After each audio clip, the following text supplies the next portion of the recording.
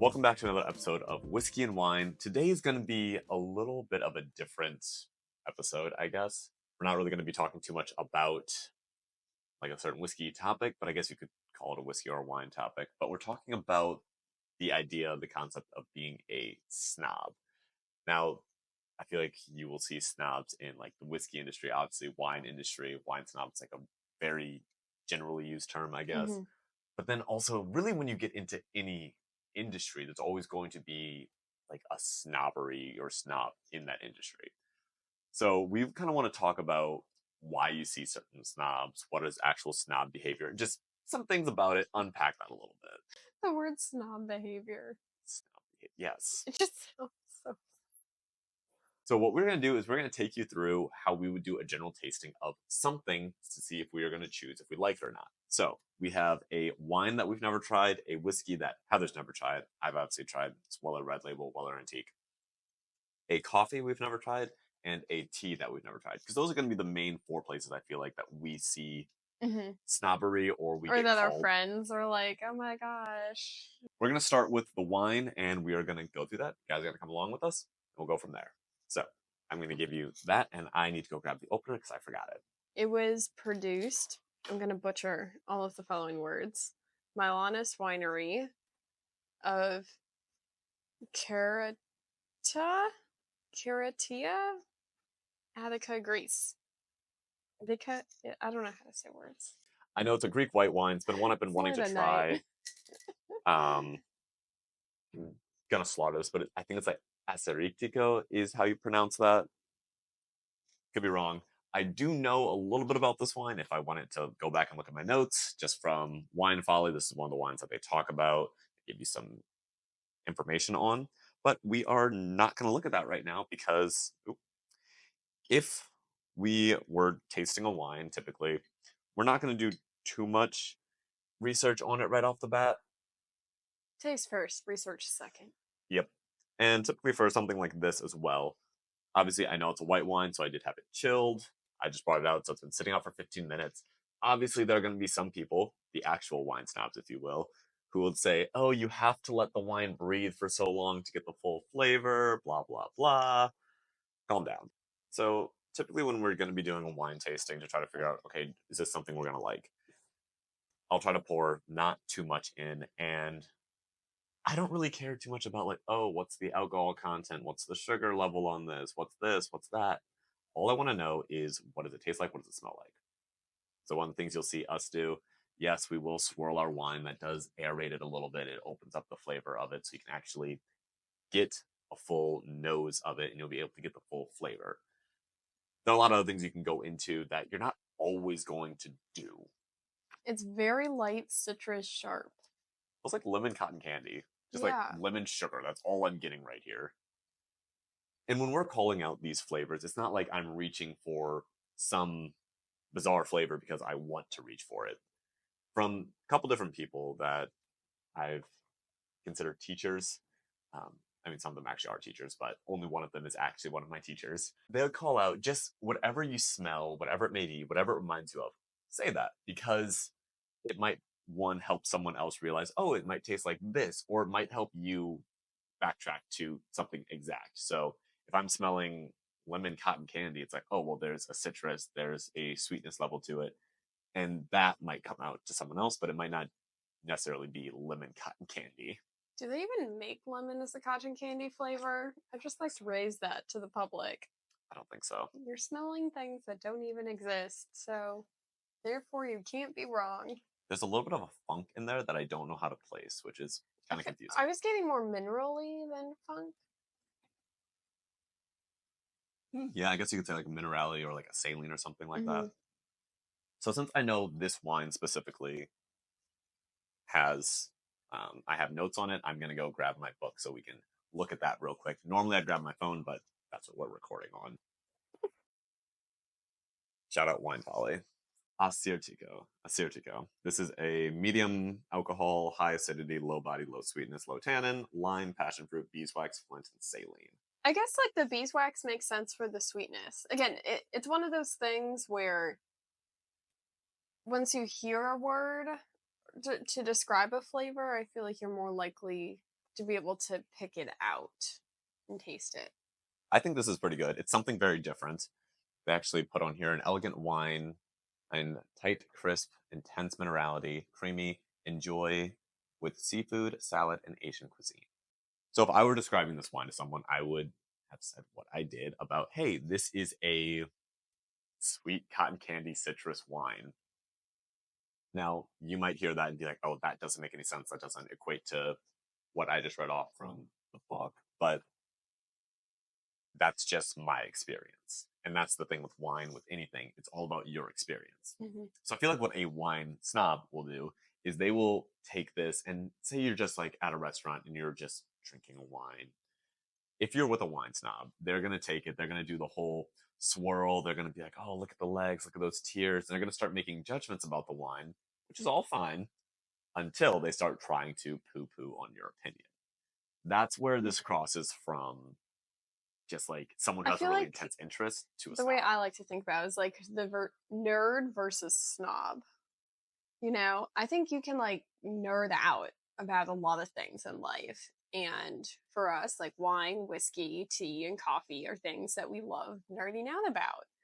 And I think it's a natural progression of, you know, in life, you find things that you're like, wow, this is really interesting. I'm curious about it. And we all have that type of curiosity about different things. That's what could influence our careers or what we do in our free time. So I think that's like healthy. I feel like the part where it becomes a snob is that connotation of, again, where you're putting your opinion over someone else's.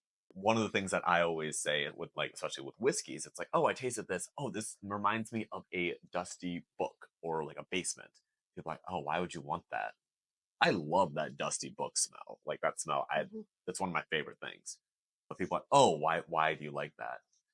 If you backtrack from what I'm saying, if I'm saying this is dusty, it's usually a woody flavor to it. So Mhm. if someone, I guess another example is if someone says this tastes like going to my grandma's house. It just reminds me of my grandma's house. It's like, oh, what did your grandma always make? She made apple pie. Oh, this tastes like apple and butter. Okay, so there's an oak influence, and then you have that apple sweetness. Mhm. That's why it helps to have these conversations and to call things out, even if it doesn't always necessarily make sense to you, because you might not get some of those flavors that people are talking about. Before we bounce over to the whiskey, just talking about wine snobbery in general, there are a lot of really wonderful influencers out there online who pride themselves in not being snobbery or not being snobby. Not being a snob. Yeah. And the way that some of them describe what they're tasting is just hilarious to me. Some of them will say, oh, this tastes like sweet peach rings, like the candies, or oh, this tastes like a strawberry Pop Tart that's been fermented. It's like, well, that's a really weird thing to say. That doesn't make any sense. And that might not come up to just someone who's trying wine for the first time.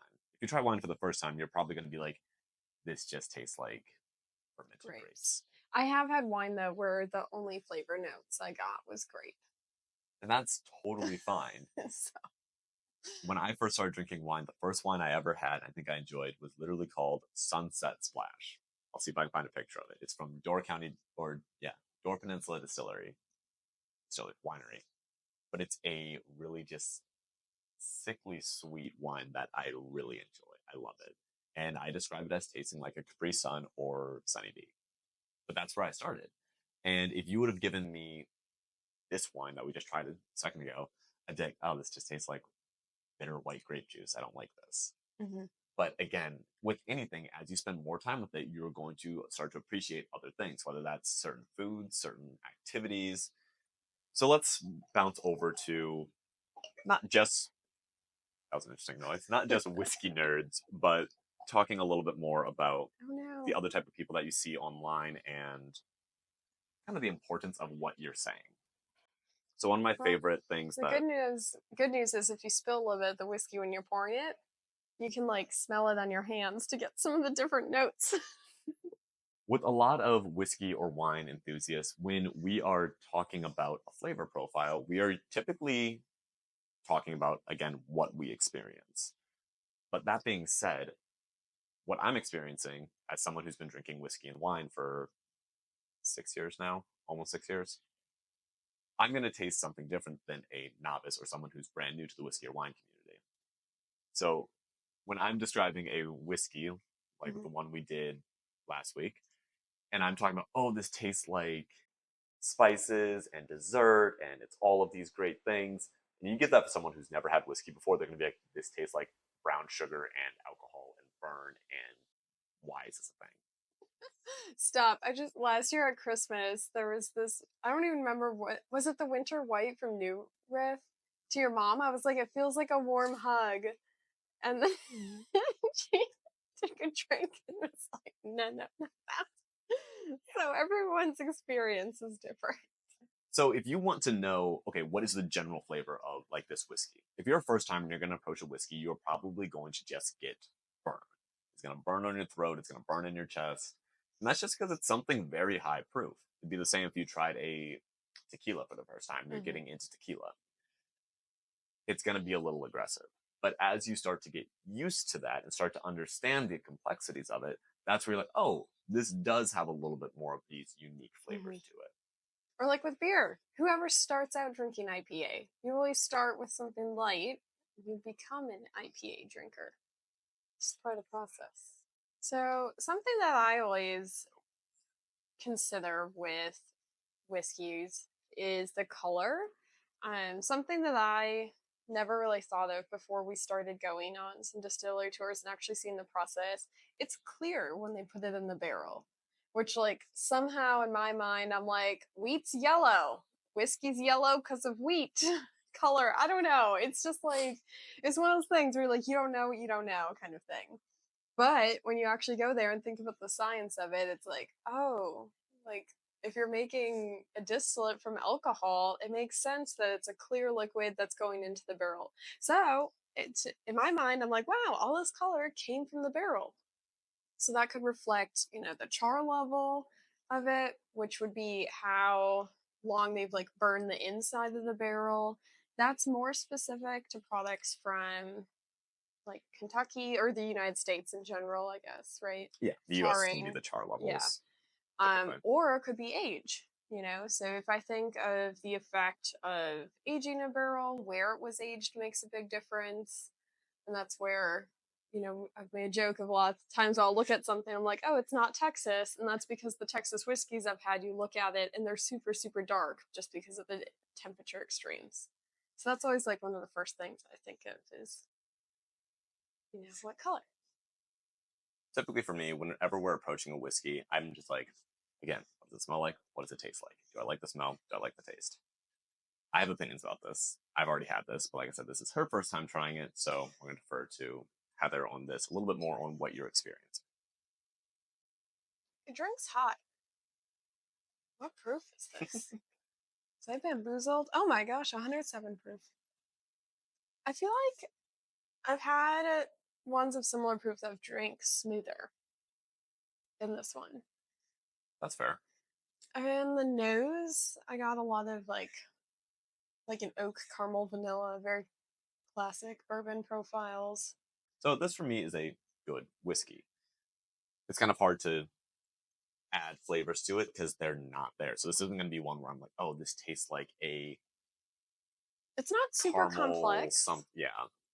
So in the whiskey community, again, like I was saying, people typically are going to describe a whiskey and they're going to go into these really abstract flavors. And you might not always get these abstract flavors. There are going to be some that I think are just This is one simple. actually. So as I mentioned, one of the other big snobberies that people will talk about is, oh, this person is a coffee snob. And I find coffee snobs to be hilarious because most people really aren't, I guess you could say, true coffee snob. They just have, again, a very specific taste that they are typically looking for. And if something isn't that, they'll usually poo poo on it. And that's when they become a snob. So, again, this is a newer coffee for us. We've never actually had it Yeah. before. So this is a Colombian from, no idea what this company Looks like they're is. based out of New York. Yeah. Orange Coffee, New York. Don't know anything about them. This is coming from Trade Coffee, which is a fantastic little service. If you've never checked that out, if you're a coffee drinker, check it out. It's worth it. Coffee snobs, what you'll usually see is people are going to be like saying, oh, like, I don't like this coffee because it's going to be too acidic and that's not a good coffee. You shouldn't drink that. You have to drink this. If you're someone who drinks, now, again, I'm not crapping on this, but if you just drink Folgers or some very heavy dark roast or something like that, and you give some to me, I might be like, ooh, thank you. I'm going to take it. I'm going to drink it. But it might not be what I'm always going to go for. Mhm. I'm probably going to add some milk to it. But I also add milk to coffee that could be really nice. And it's a, not custom blend, um, craft blend. What's the word I'm looking Mhm. for? Like a small company is making it. Mhm. But even with whiskey or wine or whatever it may be, it's just understanding that, oh, this is good in this setting for me, or it's good in this setting, but I don't always like what someone else is going to like. There are some people, and I was one of them, that Folgers was just great. Coffee did what I needed to do. One of the coffees we also have on standby is from a Keurig, which if I give that to a true coffee snob, they're going to be like, this tastes like dirt. This tastes like garbage. What is this? Oh, that's nice. That's not too acidic. What roast is this? No idea. Does someone say anything about the roast? I know I can find it if I go back on the Trade app or on their website. But again, if I'm approaching whiskey, Hmm. wine, coffee, food, whatever it may be, It's not too acidic. the first thought is, do I like it how it is? If no, then we augment it. The other fun snobbery that we were talking about, oh, like partially off camera, it's going to be a tea snob, which these are personally, I think, a little bit more rare than whiskey snob, wine snob, coffee snob. Because most people, if they drink tea, they're just a really chill person. So if someone saw me doing this, they'd probably want to commit atrocities because this just is probably scarring just so many people seeing this. But I only have one brewer, and without it, this is what we're doing. It smelled good. Okay, this literally tastes like the poopery that you might find in your grandma's bathroom. I feel like it's a little more complex in flavor than what I typically go for in a tea. Like there's a lot happening. I'm kind of overwhelmed. It's fruity, it's herbal, there's a chocolate note down there. It's just weird. It smells and tastes like poopery to me. Yeah, Chocolate floral poopery. there's a lot going on. I think this would be a fantastic iced tea in all honesty. Ooh. Kind of wish I would have saved it for that. This is an iced tea. It'd be very good. But that's the same kind of thought process that we go through when we're tasting or trying anything is, again, do I like it up front? Am I going to like it if I augment it somehow? Which is one of the things purists or snobs will say. It's like, oh, you shouldn't add anything to it. You should just drink it how it is. A lot of whiskey snobs are people who are like, oh, I only want to drink this high proof, straight from the barrel, uncut, unfiltered only. I only want single barrels of this. Wine snobs are going to be people who are always like, oh, this wine has to be at this perfect temperature and it has to be aged for so long and all of these things where it's just like, that's not always the case. You can just take something. I know some people who are like, I like wine, but I have to put ice cubes in it. Do it. Like I mentioned earlier, there are some people that we follow who are sommeliers in whiskey or wine, and they do what snobs would consider atrocities. So adding ice to their wine, I think, what is it? The No Snob Hmm. Sam. I'll see if I can put her username up. She recently had a post where she's like, and I'm gonna enjoy this, and I'm gonna go put some ice in it. You do what you want with what's yours. Let them enjoy what they're enjoying. If someone wants to just drink a smoke bomb, aka Octomore, and they think it's the best whiskey out there, just let them do that. Someone wants to only drink Buffalo Trace and they think it's the best whiskey out there, just let them do that. You want to drink Folgers and you think that's the best coffee out there, just let people do that. And if you want to describe Folgers as tasting, reminding you of all of these great things, that's fine. That's your flavor palette. Just remember that it's not that serious. We try not to be snobby here, but we do try to describe things as in detailed and as personable, I Hmm. guess, and relatable as possible. And if that isn't something you like, I apologize, but I can't Actually, I describe it. don't. We try not to be snobby. We try to be relatable. We try to explain how something tastes. So if that resonates with you, you can go for it. But I will say, remember, we've been drinking whiskey and wine for about 6 years now. So our descriptions are going to be most applicable to someone who kind of has a similar palate to us, but also has been Hmm. drinking whiskey or wine as long, if not longer than us. For any of our newbie followers that you might have just turned 21 or you're just starting to drink wine or just starting to drink whiskey, we are going to be trying to explain some of those things at a little bit more entry level if we can. But remember, nobody likes a snob. Let people do what they want to do. Okay? All right, guys. Cheers. Cheers.